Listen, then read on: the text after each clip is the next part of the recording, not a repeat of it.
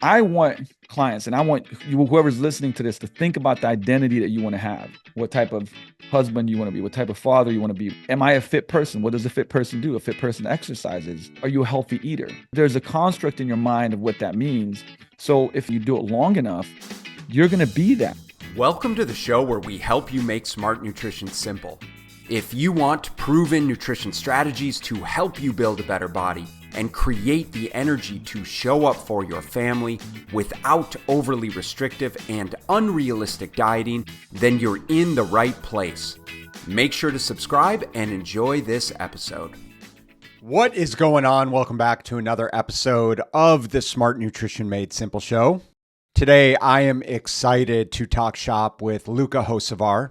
Luka is the founder and co-owner of Vigor Gym in Slovenia and Vigor Ground Fitness and Performance in Seattle. He's also the creator of Vigor Ground and Business Summit, which I just returned from, and it was a fantastic event. One of the industry's most respected educational events for coaches and gym owners. Luka has personally coached over 3,000 clients from NBA, NFL, UFC, MLB athletes to rehab patients and individuals from all walks of life aiming to look, feel, and perform at their best. And in today's episode, Luka and I chop it up about some of the big topics that go way beyond the gym. We're going to talk about how real coaching extends beyond workouts and meal plans, addressing every single aspect of life, especially mindset, including stress management and time management and self-discipline. We're going to explore the pillars of lasting motivation, which include autonomy, competence, and community, and how these drive sustainable success. And then we touch on the importance of taking ownership over your choices, building fitness and nutrition habits that adapt to your life's chaos, and the identity shift that needs to happen when you decide that you want to be a fit person, and so much more. This conversation is packed with insights that will not only make you a better athlete or a healthier person, but also it's going to help you become a stronger, more resilient version of you, both inside and out. So grab a notebook for this one because you're going to walk away with a bunch of actionable strategies that are going to help you think bigger and create lasting change. So without further ado, here is my conversation with my buddy Luka. Luka Hocevar, welcome to the Smart Nutrition Made Simple show. What's good, man? Man, put it this way. When people say, how's it going? I'm always, when you ask somebody, how is it? Not much going on. I'm like, oh, I never have that issue. So there's always a lot of stuff going on. I tend to have to switch hats a lot. It's like I came from one thing, I switched the hat to this thing. Yeah. I got a meeting out. So it's like that, but I love it. I love coaching. I love fitness and the gym life, even when it's really hard. And so it's going, man. It's a great busy day. Let's put it that way.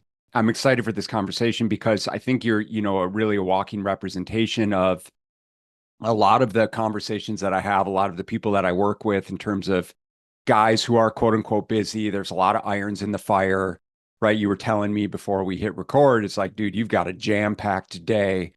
And there's obviously been a lot of stuff, there's stuff that just happens in our life, the ups and the downs and the chaos. And this is the real world shit that we deal with, right? Day in and day out. And so having these real world conversations around just like how you manage all of this stuff as a busy entrepreneur, to say nothing of like how you manage all of this stuff and like what's important is being a business owner, especially a business owner of, health and fitness, brand.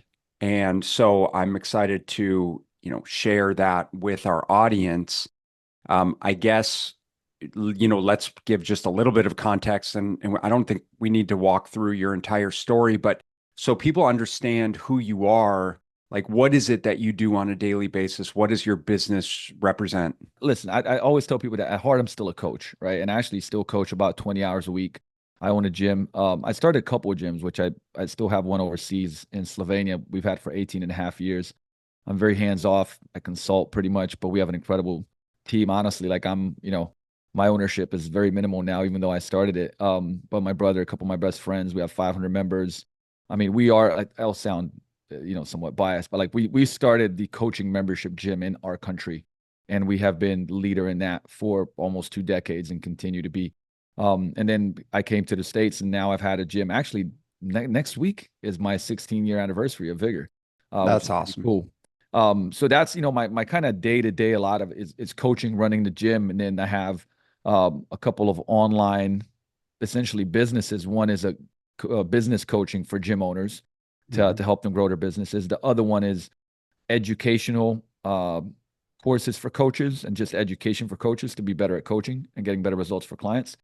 And then there's another arm of that, which is essentially, kind of to consumer, which is training programs for the general population. But my brand is called, Athlete for Life. Essentially, that's what I call my training. I used to play professional basketball. That's how I came to the States, college scholarship, went overseas. And I've always enjoyed, yeah, absolutely. I care about how I look. I care about my health, how I feel. For me, I'm 43 going on 44. I never wanted to lose the umph, and the umph for me is like the athleticism, jump, sprint, run, be able to, go play basketball, go do whatever. And that's my training approach. And, to be honest, like we kind of have a model here at Vigor where even people say, well, what about, Susie that's 62 and she comes in and she, wants to, improve her health and fitness and not, hurt as much and so on and so forth. Like really, even in that model, we integrate, throws. I mean, obviously it won't be a sprint probably from the get-go, but we include things that develop elasticity and power and reactivity. And by the way, like, those are very important properties for people that age. Matter of fact, probably even more important because it's the first thing we lose. So I Mhm. I think it's important to kind of share that. And I speak a lot, which kind of ends up being I speak on both sides, meaning on a fitness side, on the athlete for life side, as well as a lot on building your career in fitness. And you may want to even call it motivational speaking at this point in time. It's in certain areas, certain big companies that bring me in for stuff like that, like culture, leadership, motivation. But it's all in, I always say that the heart of what I do is the heart that pumps all the blood out is the gym and the coaching, right? And then all the other things happen because of it, because I got really good at it. And from there you kind of get asked to do other stuff. And so I hopefully that encapsulates what I do Sure. to a degree. Yeah, I mean, obviously, you wear many hats, and what I wanted to just put on display is like, listen, you've been doing this a long time. You run successful gyms, you run a successful coaching practice, you speak, you teach other coaches, and so you obviously know what you're doing. And it's interesting to me that you're still spending as much time on the coaching floor, and I think it's incredibly admirable in the state of the health and fitness world that we live in, to the degree that I think it's not uncommon for coaches to feel like they need to remove themselves almost as quickly as possible, Yeah. right as their business grows. And it's, to be fair, it's one of the things that I appreciated about, you had your Vigor Summit a few weeks back, which I attended and where we got to connect. And now you're here. But it's one of the things that I appreciated about you, and of course your audience as well. Is like coaches being better coaches, regardless of how quote unquote successful, right, their business is. I'm curious, have there been some ebbs and flows of that over the years, or have you always just been like adamant of I love coaching and that's what I do? Yeah, it's a great question, and I could riff on this topic because I get very passionate about it. But I mean, I got into it because I loved coaching, and I always had an entrepreneurial knack, And by the way, our identity, it's an interesting thing because you don't, you can do whatever you want to do, right? Like, and at the beginning, like all I did for 10 years was coach people and run a gym, right? And then all the other stuff, and I did that well, and other avenues opened up.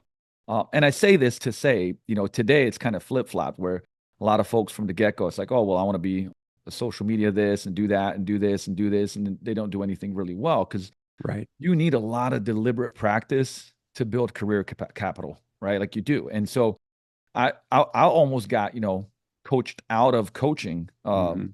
because, and not by anybody's fault or anything like, right. But I've had mentors for 18 years, and, at some point in time, it's like they say, hey, work on a business, not in the business. And Yeah. there's truth to that, right? When you want to work on your business and grow it, like you should be doing that. I got to a point where for about, a year and a half, I mean, I was barely coaching. When I say barely, like I was coaching some elite athletes, high level executives, you know, people that would only work with me.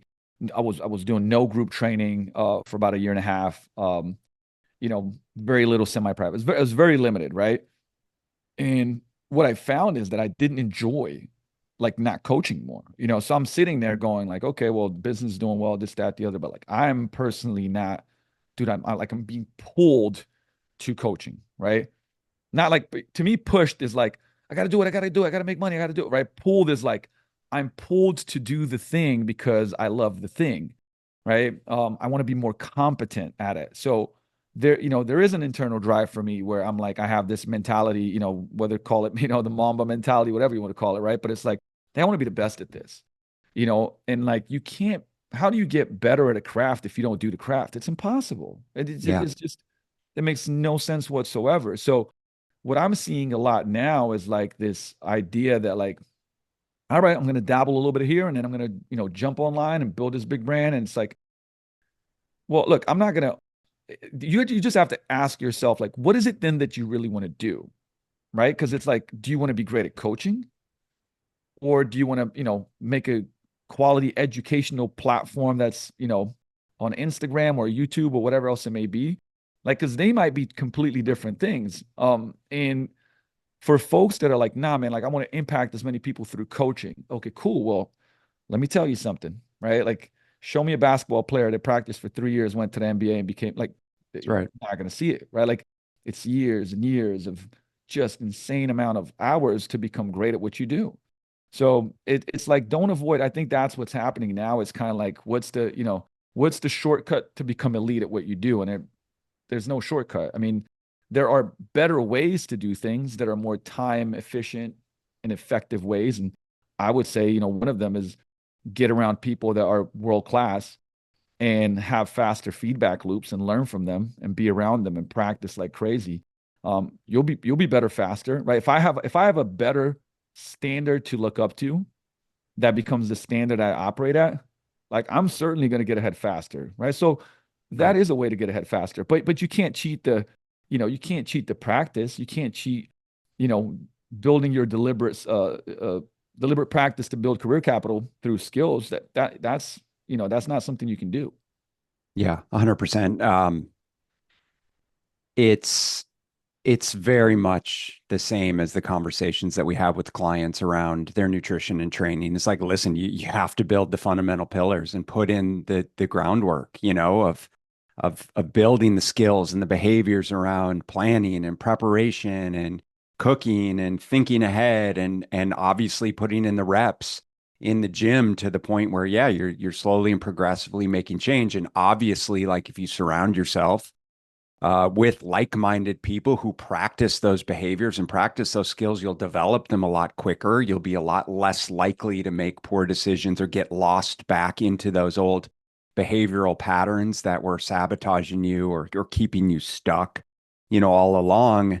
And so I think, right, like regardless of what we end up doing, if we're going to be successful with something, you can't shortcut the time and energy required. And I appreciate, just this conversation. Like, of course, we're speaking to general population, but frankly, like, this conversation's for me too, of connecting with people who I admire in the industry and being someone who, I ran a coaching business in person for almost 12 years and put in thousands upon thousands of hours of coaching individuals, which I absolutely love. And then we transitioned online. And I was almost in a position where I was removing myself from the business. And then every time I would have, and then working on the business invariably was not as happy as I wanted to be. And then every time I would have coaching calls or a day packed with coaching calls, my wife would be like, "How was your day?" And I'd be like, "It was awesome." And I would just be like energized, right? Yep. And so it's run full circle to the degree that, we're making some pivots in business. And it's like, I want to spend more time coaching because it's what I'm good at. It's what I love. It's what our clients need to be more successful. And it's like, there's two things I want to unpack that you said there that stand out to me. And the first one is this skills part, right? Like the principles. So, if you fill in the blank of the skill that you want to improve. So, eating, right? And then under eating, there's a whole bunch of things to develop, like Mhm. eating more protein with every meal. That's a skill set Right. that you practice the skill set. Hey, I want to get 30 to 40 grams of protein with every meal. And for a person that hasn't really practiced that, at first it's like, what does 30, 40 grams of protein look like? What foods are it? Like when I put it on a plate, how much is that? Like I could look at a plate right now and probably give you a pretty close macro breakdown. I Totally. mean, it's almost a little scary, when I deal with clients sometimes. I'm like, that's probably this much is, and they plug it in and like that's freaky. And it's yeah, but I've been practicing that skill for so long, both for myself and for clients, that it's just locked in, right? Hmm. So boom, you got one. The second one might be, again, hydration, or it might be, the amount of calories you're eating, meaning a lot of times, like when you practice the skill enough, you kind of know, like, hey, I'm in this range, right? You don't have to track it anymore at a certain point in time, right? Same thing with, hey, is my plate this much vegetables? These are all skill sets, by the way. Preparing, like preparing for the week or preparing for the next day, that's a skill set. If you haven't done it a lot, you're not very skilled at it. Just like, playing ping pong with your left hand. I give you a racket, play ping pong. Like you're gonna suck. But if you keep practicing, 3 months in, you're like, hey, actually, like I'm not that bad at this stuff, right? Like this is not as hard as it used to be, and it becomes easier. And so you have to. I'm a big fan of breaking down the skills that a person needs to develop to be successful to get to their goal, Hmm. right? So if that's getting leaner, putting on more muscle, feeling better because they're just eating a lot of foods that are, you know, not very nutritiously dense. They're calorically dense, but not nutritiously dense, right? Like, Right. getting more nutrients in that they're deficient in, maybe supplementing with a couple of things, exercising, right? Whether it's walking more, strength training 3 days a week. These are all skill sets. So we break them down and then we start giving a person, I would say, the right amount for them, right? Because for somebody, it might be like 2 days a week of exercise, might be plenty for 30 minutes. That's kind of like challenging them, but it's not too much to where it's, you know, overkill, meaning like it's going to be difficult for them to stick to. Right. For some people, hey, like it might be 5 days a week. That's the sweet spot of challenge and the right thing they need for their goals and how their lifestyle is. But once you break it all down into these building bricks, like, hey, build this skill set. At the end of the year, if you build three skill sets, if you ate enough protein with every meal, you got enough hydration in, and you did strength training 3 days a week, at the end of the year, you're a different human being, right? Hmm. Three big skills. That's it. So that's the first part that I wanted to kind of encapsulate, that I could plug that into whatever. I want to be a better speaker. Cool. Right. Let's go. I want to be better on social media. Cool. Let's do it. It is a principle based behavior change system, right? The second part that you mentioned that is a little bit different, but I also think it's important for anybody that's a busy professional is, you know, as you go along, I don't think that this is a thing you figure out in a couple of years, but we've been doing it for a long time. You go, I'm really like, this is what I'm really good at. This is my strength. This is my genius. And this is stuff I'm not really good at, and being able to, and by the way, you said the word, this energizes me, right? Like I don't coach and go like, oh, I wish I was doing something else. I don't coach and go like, oh my God, this is exhausting me. I might be tired physically from a long day, but as Martin Rooney would say, right? Like maybe your physical gas tank is emptier or empty, but your like soul and mental gas tank is full, right? Like, Hmm. so that's the way I look at it and go, man, like these things energize me. So my goal now in this era of life and my businesses and just life in general is like, how can I give somebody else that's better than me at this thing that doesn't energize me and takes energy away from me for them to do it because they're great at it and it energizes them. Right. So I get Totally. more time back to do the thing I'm best at. Not necessarily, maybe, because people say, well, what do you do with the time? Right. If you get more time back, what do you do with it? Well, when you have a family, it's more time for family, right? If it's more time for your health and fitness, if your health and fitness is not good, you better damn dedicate time to it, right? Yeah. But sometimes it might be like, hey, you take some of that time and put it back into work, but it's more of the work that fuels you that you're best served, served to do, and it's going to make more of an impact. And by the way, it energizes you and doesn't juice you out, right? So those are two things that I feel, I'm glad that you brought them up because they're things I think about daily. What skill sets do I need to build, or what skill sets am I helping clients build?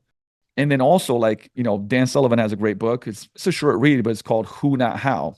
Yeah. Right. And the whole premise is like, at this point in time, I've exhausted a lot of the hows. So I need to throw myself even more in what I'm best at and learn more how there, and then let the other stuff be a who. Who do I need to hire? Who do I need to bring on a team? Who do I need to outsource this to do it? And that gives you back a lot of energy. Because I think it's the book was called The Power of Engagement. It's actually an older book, but it was a great book that talked about it's not time, but it's energy that we are looking for, or that we need more of, or that we use up. Right. So you might look at a piece of pie as a chart of your time in a day, but really it's like there's things that don't take a lot of time, but man, they juice your energy. Mm-hmm. They could be people, they could be tasks, it could be environments, it could be a lot of stuff, right? So I really think about that more so than just time. Like, where am I spending my time that's really crushing my energy or giving me energy? Yeah, and I think it's a super relevant conversation for the audience, that listens to the show. Is like, we've got a lot of essentially busy professionals, parents, executives, decision makers, and the proverbial question is like, how do we optimize for time, right? And a lot of the problems that we find ourselves in when we can't be, when we can't follow through or can't be consistent with something is we're oftentimes trying to do too much, or we're not prioritizing our time appropriately. And so I think it's very relevant to think about that way, as in terms of like, what do I really enjoy doing? So I can focus on those things, spending time with family, obviously prioritizing the tasks that are work related. But it's like, hey, do I need to be doing the laundry? Do I need to be grocery shopping? How much time am I spending on social media? And how can I then start to prioritize the things that I quote unquote say are important to me, like improving my fitness, improving my health, developing the skills around my nutrition, and being able to allocate that time appropriately. What are I guess, the biggest needle movers, or the way that you approach working with, because listen, we're both in our 40s now. Life looks a little bit different. Training looks a little bit different now than it did in our 20s. Um, and we've been doing health and fitness a long time, but obviously we work with a lot of people who haven't, and they're ready to get going. What's the conversation with them in terms of like, how are we going to do this sustainably to ensure long-term success? I mean, put it this way. Number one, it's like really being curious and seeking to understand. And somebody might go like, well, of course. But here's the thing. I think most people go through a checklist and a spiel, but like I'm really trying to hear what they're saying and where they're at. Because sometimes think about this, like when somebody's, in that phase of motivation or whatever it may be, they'll say things like, yeah, I'll do 3 days of cardio and 3 days of strength, Yeah, and I'll do this and I'll do that. right. And that's where you want to dig a little bit deeper. All right, tell me more about like how's your day look right now? What times would you be training? And then, they start, well, I'd go at this time. When do you get off of work? When do you pick up the kids?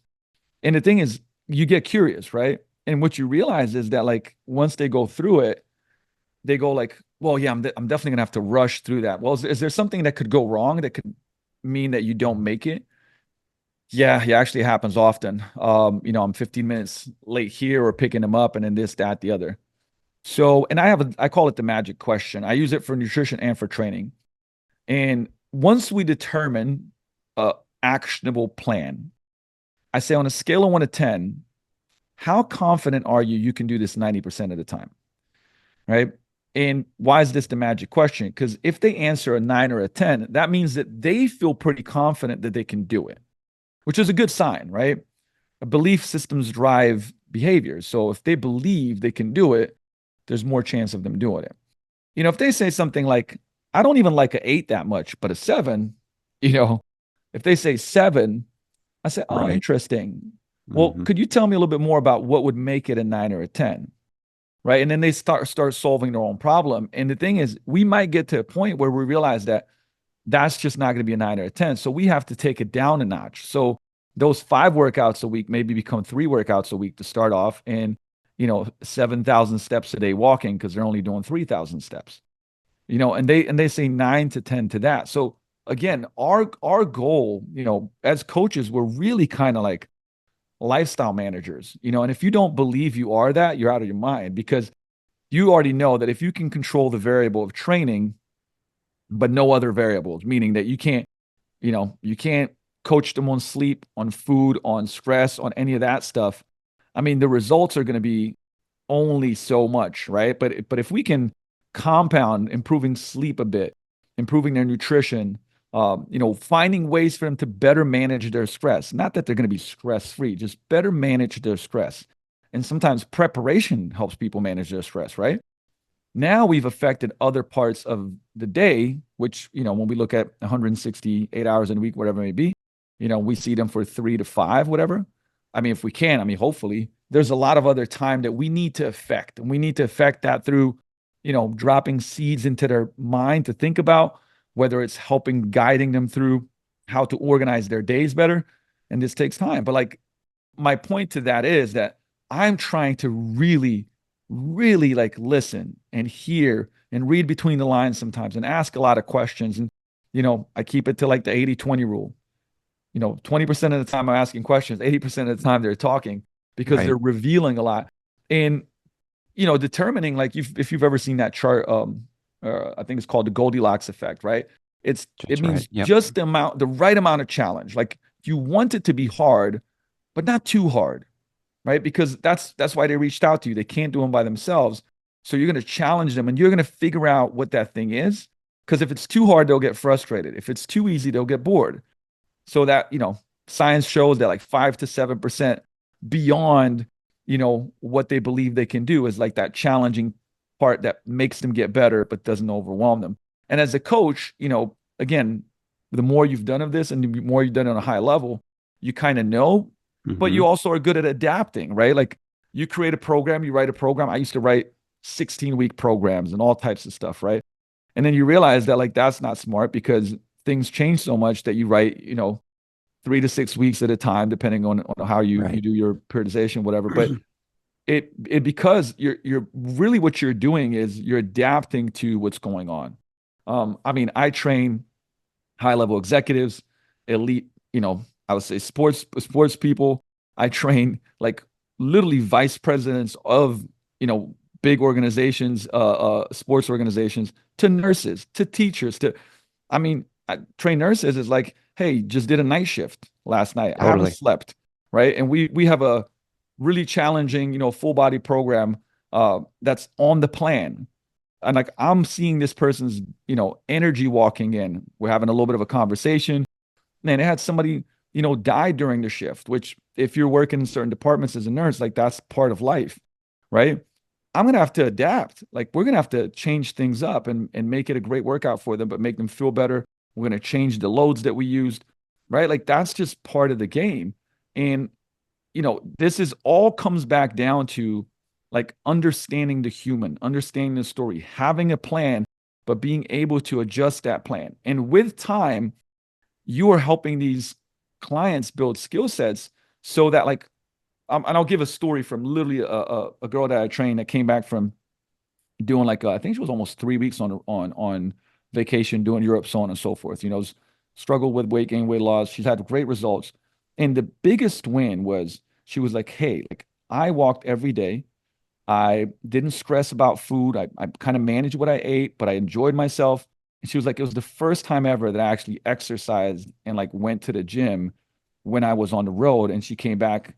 She's like, "I came back and I'm down 6 pounds." And it's like, it wasn't the 6 pounds that was the success.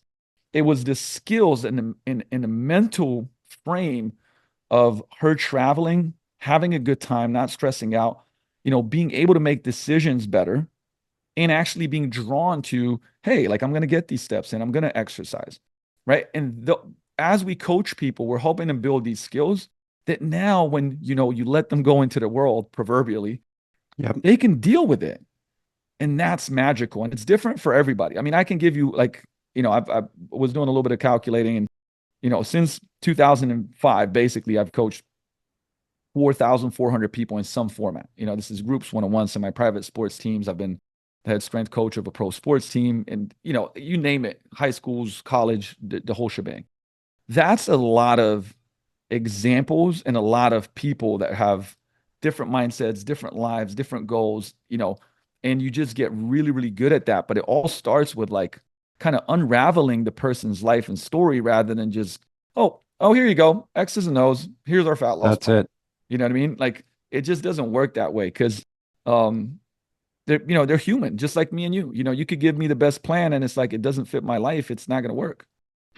Hey guys, I want to interrupt this conversation briefly with an exciting announcement. If you're a father and struggling to lose the pounds that have crept on over the years, I understand your challenge. You're juggling a successful career, a loving family, and now you're looking to regain that energy and physique that seems to have slipped away. And that's exactly why I created Prime Fit Operating System. Prime Fit OS is a unique hybrid coaching program designed specifically for men like you. Now, you guys know me, we're not about quick fixes or impossible routines. Instead, we focus on real sustainable change through personalized nutrition and science-driven strength training, all wrapped up in a supportive community with expert guidance directly from me and my 20 years of experience working with men just like you. Imagine mastering your nutrition without restrictive dieting, getting stronger and leaner, and boosting your overall energy, all without overwhelming your already busy schedule. With Prime Fit OS, you're getting more than just a cookie cutter nutrition and fitness plan.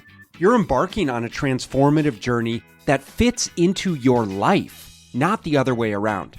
So, if you're ready to take the first step towards a healthier, leaner, stronger, more energetic, confident, ass-kicking you, join us over at Prime Fit Operating System. Trust me, guys, your family, your career, and most importantly, you will thank you for it. So if you guys are interested in getting started and want to find out more about the program, let's chat. Just head over to primefitos.com/call and grab a time on my calendar. Remember, it's your time to be at your prime. Well, I think we are all our own worst critics. And in a world where we're, indoctrinated into eat this, not that, just do this, sound bites of social media of like, if you want to look like this, do this type of workout. If you want to, feel or look like this, just do this, biohacking, yada, yada, yada, on. And all of the dichotomies and dogma involved. I think it's really easy for people to kind of get confused and perhaps locked into a belief system that there's certain things that they need to do, certain things that they quote unquote know how to do, yet they can't consistently do it. And what I'll implore those of you listening to do is simply rewind this podcast, the past 5 minutes that Luka was just talking and sharing gold nuggets around truly the nuances that are involved in creating change, realistic long-term change. One, that I think is really profound is just having the right direction, the right accountability, and frankly, just having the right coach at the helm as your guide, as your co-pilot, as your Sherpa, however you want to, frame it. But that's where it clearly is about so much more than the X's and O's. It's clearly about so much more than just eliminating carbs or going keto or being gluten-free, or like, this is about you and your lifestyle and what you want and what you're willing and able to commit to and your readiness for change and your stressors and, like what you love doing and all of the things that we've been talking about, to the degree that when you find the right who, right? Because all we're looking for is how to do this. We don't need more how, we need more who.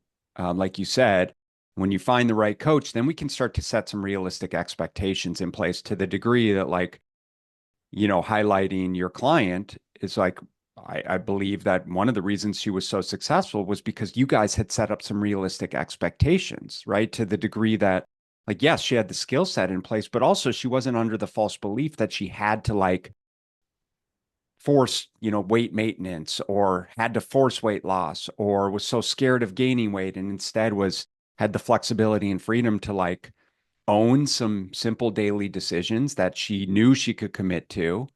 And then above and beyond that was like not worry about anything else. And it kind of takes care of itself. And as a coach, that's really our job, is to help our clients, put our clients in a position where they can do just that. You know what I realized? I've now, this last year really thought about this, and I'm like, we're identity coaches, and what I mean by that is that like I'm trying to get, you know, our clients to like have a certain identity, the identity that they want, by the way. It's just like James Clear talks about that. We're always casting votes for our identity. Yes. And this will be a great example for people listening, because hopefully it hits you in the gut, but look, if I go out 3-4 nights a week and have drinks with friends, that becomes part of my identity. I cast so many votes, and your identity might be like, well, look, man, like that's how I socialize. I drink, and you connect those two dots. And sometimes, that can be a dangerous thing because you believe that the only way to socialize with friends is drinking, right? Right. And you've cast so many votes for that. But if you're a fit person, and again, I'll go back to the ping pong analogy.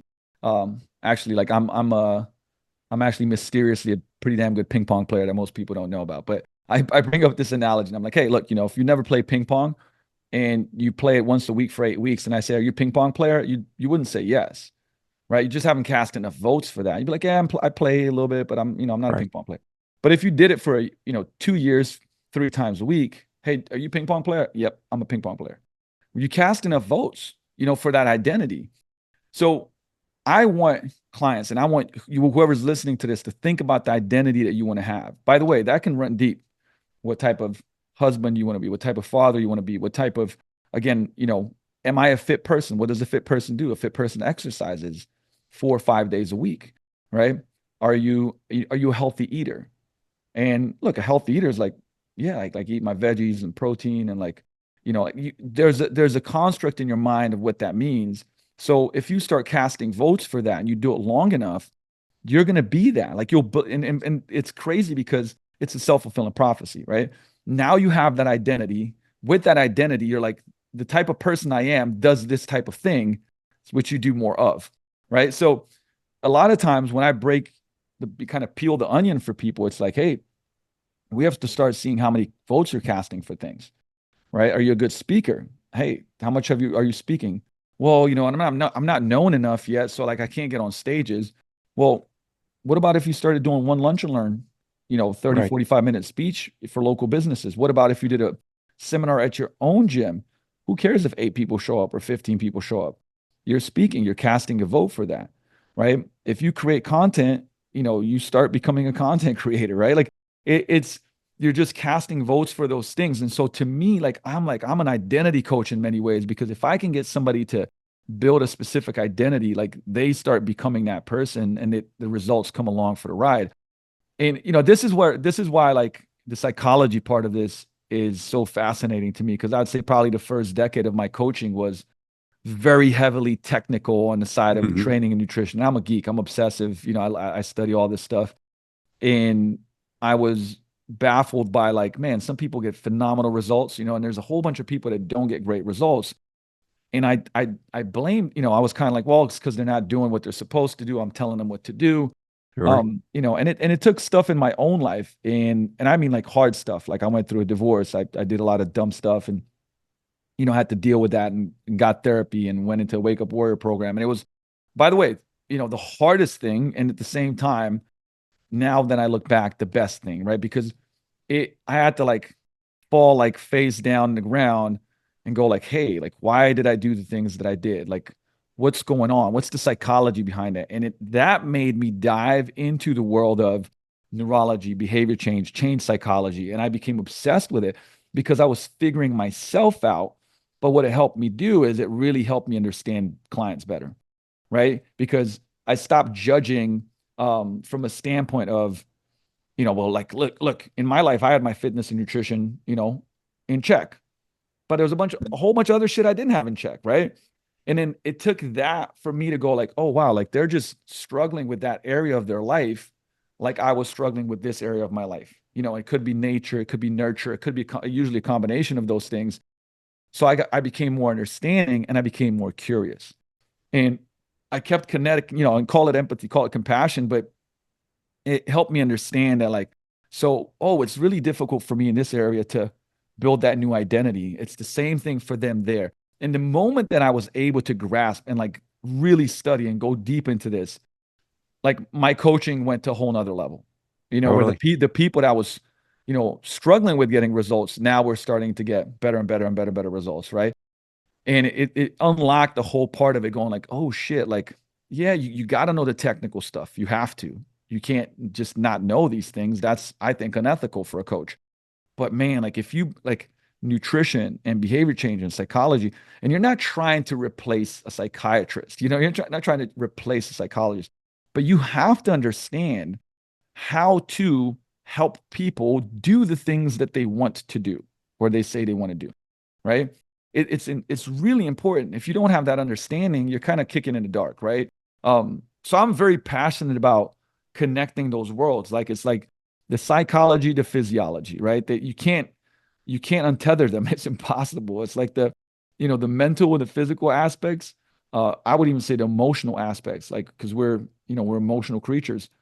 Like you got to understand this stuff because it'll help you see. And then you can, it's kind of like a GPS. Like if the GPS is really good, it'll be like, hey, there's a roadblock up here. Take this different route. You know, Otherwise, what happens is like you don't get that notification and then there's a roadblock and you're like, oh, I don't know what to do. And then you have to go back and you feel like you're Yeah. regressing, and like it takes Yeah. way longer, or maybe you get lost on a route.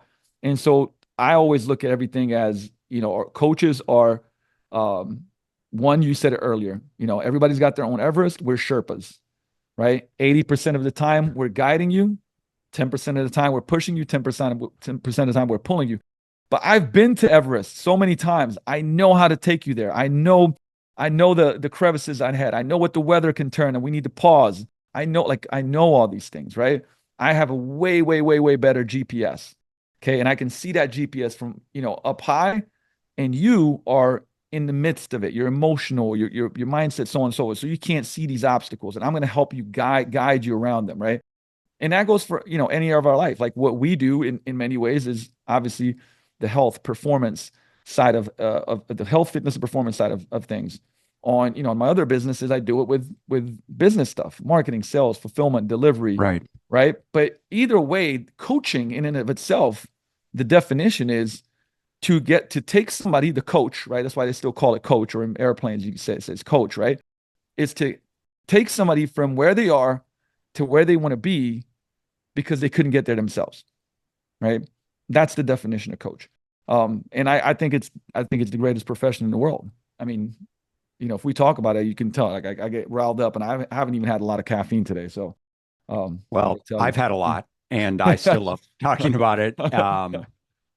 And obviously I agree with you. I think invariably there's, it's two things. It's self-awareness and it's autonomy, um, that we're really infusing into our clients. And, when we talk about, like for those of you listening, like you've done hard things in your life, right? Whether you run a business, whether you have a family, whether you have both, you've been through lots of ups and downs, and we all have, right? Because we're human. And if you've lived long enough, like again, we're in our 40s here, well, invariably you've been through some very hard times. And I have to say that in my opinion, the road to changing your lifestyle, like you said, changing your identity is such that the only way you're truly going to be able to make change is by giving yourself the opportunity to reflect on and create lessons, or identify lessons from those challenging times. And that's, as a coach, that's what we do with our clients is like, hey, remember when this happened? Why did that happen? What could we do differently next time? What lessons are we gleaning from that? How is it going to change our behaviors under similar circumstances? Or how do we even put ourselves in better circumstances next time so that we don't have to navigate the same types of challenges? And that's really the mindset shift, um, that's present through the coaching process and that's present through someone truly creating change, that I would implore people who have struggled to this point to start to think about, or perhaps think about differently, as opposed to trying to white knuckle the process, right? Tell me what to do, I'll do it, and a lot of people have supercharged their business one way of just by aggressively head down, go, go, go attitude, but that's not the same way that we're going to create success in, lifestyle change, right? No, and you said the word autonomy, and that kind of brings me back. And I talked about this at the summit. This is a very, very important thing, and I think for people to understand this, and there's something called self-determination theory, and self-determination theory means self-motivation. It's been studied a lot. To like how are human beings intrinsically motivated, internally motivated, right? Without the carrot dangling, right? And by the way, there's nothing wrong with the external carrot at times dangling, revenge body, this, that, the other, all those Totally. things. No, there's a time and a place for it. But where you want to get to is to have this internal motivation. And you said, one of those three components in self-determination theory is autonomy. It's choice, right? Believing that we have control and we have choice over our decisions. And so I think from a coaching perspective, it's very powerful to give people choice, meaning, hey, listen, do you want to train this day or this day? Do you prefer reverse lunges or Bulgarian split squats? Which one of these proteins do you like best? Like, let them make the choice, right? Because every time that they make a decision, it actually reinforces their autonomy, right? I have control, like that locus of control. And that's first of all, it's very important, but it's very empowering, right? Because again, autonomy creates self-determination theory. It's like internally motivates us. So understanding as a coach to be able to, like, by the way, a lot of times, people don't even know what I'm doing, right? As I'm giving them choices, because every time I want to give them a choice so that they commit to the thing. There's a huge difference between going like, hey, Ben, listen, you're going to do this thing. I want you to do this thing. See, now you had no choice in it. I told you what to do. Versus if I like give you two choices, even though it doesn't matter which one you pick, it's going to still go to the same goal. You are like, I'm going to take that one. Boom. You made the choice, right? You had agency. And so we have to do that as coaches and as, again, clients. Understanding this is powerful. Number two is competence. Honestly, this is the one I lean on so strongly, because it's like, if you get better at a thing, it's very motivating. You don't need anything other. You don't need a reward for it. The reward of getting better at the thing is enough, right? To a degree. And by the way, you can look this up, right? Even rats that figured out how to get to the maze to get to the cheese, right, were literally motivated to do it faster, even once the cheese was not there. And I'm going to blank on which book and which study, because it was quite deep. But the point is that, like, if I shoot a basketball and I make 2 out of 10 shots and I keep practicing and then I'll make 4 out of 10, I'm like, yeah, I feel good. I got 4 out of 10. Then I make 6 and 8, right? Like, I don't need somebody to go like, here's a cup, a trophy because you got from 2 out of 10 to 8 out of 10. Right. I'm already feeling good because I'm improving. Same thing. Hey, I was doing a kettlebell deadlift with a 45-pound kettlebell deadlift. A month later, I'm doing the 88. Especially if I highlight that for you. Hey, man, you started with a 45 for 6 reps. You just did 88 for 10. Wow, that's amazing. Great job. Boom. I feel internal motivation. My competence is improving. Hey, you know what? I checked back and I noticed that I went 10 days straight eating enough protein per day. I feel better. Holy shit, I'm down 2 pounds. Totally. Wow. I feel good about, like, I'm competent, right? So there's autonomy, which is choice. Number 2 is competence, which is skill, getting better. And number 3 is relatedness / community, right? So meaning the environment, the people we surround ourselves with. I believe, and again, there's going to be a lot of science that backs up what I'm saying, but even just from my personal and own experience, is the environments are the fastest way to trigger and change behaviors, right? Because if you join a gym like Vigor Ground, everybody there is working to improve themselves from health, performance, their body composition. They're trying to achieve a goal. Everybody there. So now you join a community where everybody's trying to do that. Everybody's supportive. You have guidance from the coaches. Automatically now you are in, there's relatedness. It's like, hey, the standards of the tribe are exactly what I wanted to achieve, right? If you keep going out with friends, again, look, zero judgment here. I'm just saying, if you go out and it's like, hey, every time we go out, we drink and then we go eat, pizza and burgers and this, that, the other. And, I feel like crap the next day and my weight's going up and I don't feel good about myself, right? But when you join that group and that group, that's what they do. That's the standard of the tribe. And we, as human beings, adhere to the standards of the tribe. That's how, it's one of the most painful things is to be excluded from the tribe. Okay. So if we join an environment relatedness where the standards of the tribe are, I exercise 4 days a week, I'm hydrating, I'm preparing my meals, I'm reading books because it's helping me feed my brain with positive things. I'm not in a toxic environment where everybody's talking shit about each other, but we're actually talking about possibilities and how to achieve things, right? Now that's the standard of the tribe. Now I'm going to be more drawn to do that because I don't want to be kicked out of that tribe, right? So where it means that like just the choice of who you surround yourself with, and yes, we've heard this adage and stereotypical, but it's stereotypical for a reason, right? Like the people you surround yourself with is what is going to mold you and who you're going to become. It is so true. I mean, like my life has been a reflection of that. I used to, we didn't even have time or to go into that. Like in my teenage years, I was a criminal. I mean, I was doing really bad stuff. Like basketball saved my life because once I felt like I was going to get pushed out of the team. It hurt so bad that like I had heard to the standards of that tribe. I showed up early for practice. I bust my face off. I work hard for my teammates. That was my team.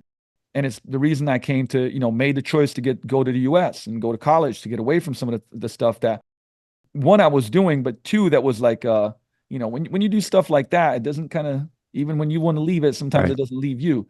And it saved my life. I mean, I can't, stress this enough. Like from stuff from the movies, it saved my life. Right. And because I made a choice of which environment I'm going to be a part of.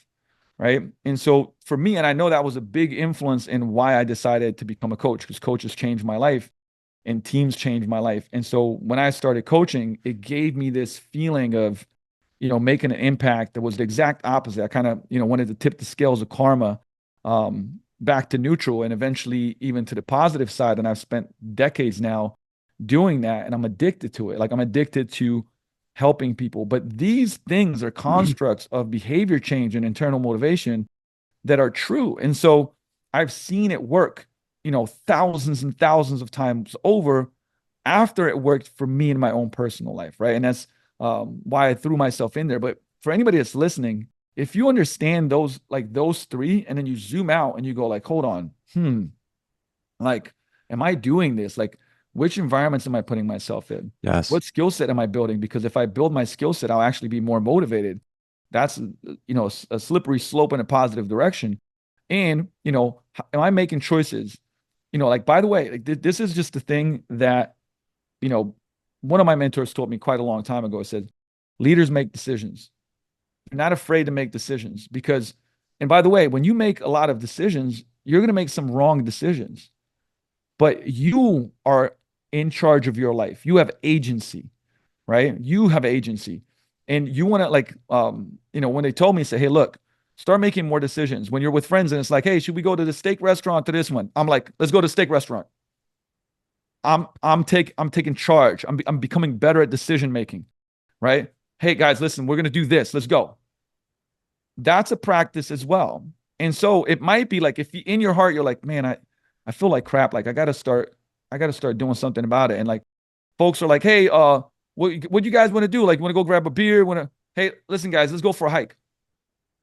I want to make that decision, and it's going to lead in the direction of where I want to go. Want to go with me? Cool. Don't? That's okay.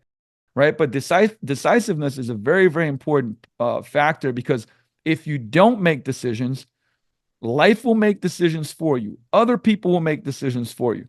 And I would probably bet they're not the decisions that lead you to where you want to go. Right. And all of these, like, notice, like, this part of the conversation, we're not really talking about X's and O's of how many reps and sets we're doing, which, by the way, I could talk a week straight about that. Right. But what we're talking about is these underlying principles that help us change our behaviors, which lead to who we want to become. And I promise you, whether you do 6 reps on a reverse lunge or 8 reps on a reverse lunge, if you do it for the whole year, you're going to get great results, right? In a weight room. If nutrition, whether you eat broccoli, cauliflower, this, that, or the other, or different proteins, it won't matter as long as you're consistent with certain principles, right?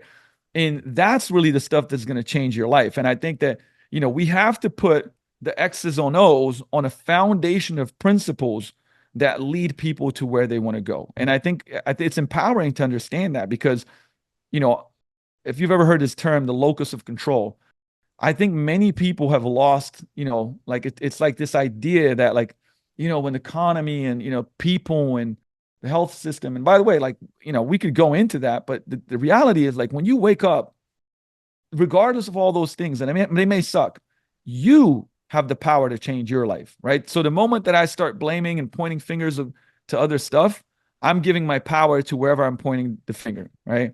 And it has to come back to me. I have local, like what's the things that I can't control? Okay, cool. Like let's affect those things. Let's not worry about the things we can't. Let's worry about the things that we can.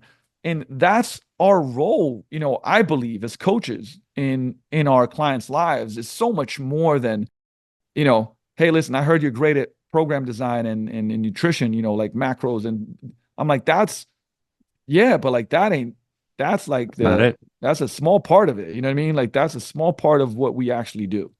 Well, evidence from this conversation of like, we haven't touched on it. It's just not in the grand scheme of things. It's obviously not important given, the layers upon layers of things that we're discussing that really create identity change, which I think ultimately which I know is what people should be looking for and revealing, in their lives. And you said around making a decision and taking extreme ownership, and the Latin of the word decide, the CIDE, the Latin root CIDE is to kill off, right? Is to eliminate the possibility of anything else. And that's what happens when you make a decision, when you decide who you're going to surround yourself with, what you're going to commit to, the way that you're going to show up, the ownership that you're going to take over those decisions and the circumstances of your life. And that's what we want for you.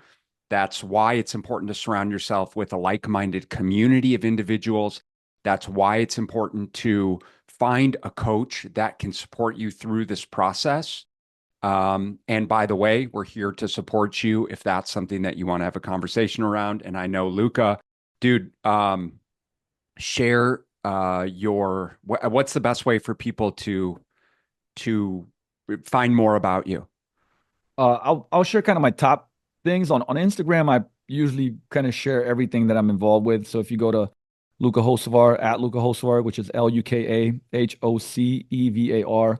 I also have a YouTube channel that's kind of exploded in the last, well, I hate to say it because it's like I've been on it for 16 years. So overnight success, right? 16 years. But same thing, if you put in YouTube, Luka Hocevar is very kind of dedicated to fitness, nutrition, things of that nature. And I have a podcast called the Vigor Life Podcast. And through there, we have coaching programs. I have, training programs on an app. We help gym owners grow their businesses. My gym is in Renton, Washington, which is right on the outskirts of Seattle.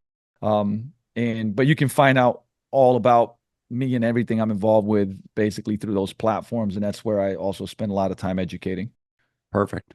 All of those resources will be down in the show notes.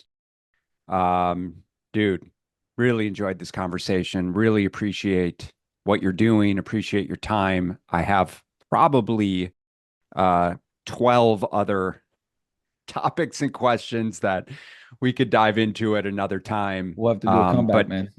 But for now, I think super valuable. Appreciate you. I know our audience does as well. So thank you, my friend. My pleasure, man. My pleasure. You take care. Have a wonderful day. Thanks everyone for listening. We'll catch you guys in the next episode. Thank you so much for listening. And if you found this content valuable, here are 4 ways I can help you in your nutrition journey for free. 1. Grab a free copy of my Fat Loss Fix Guide at fatlossfixguide.com. 2. Join my free group at smartnutritionmadesimple.com. 3. Subscribe to my YouTube channel at smartnutritionmadesimple.tv.com. 4. Leave a 5-star rating and positive review so that we can gain access to more nutrition experts ready to share their knowledge with you and ultimately help more people make smart nutrition simple.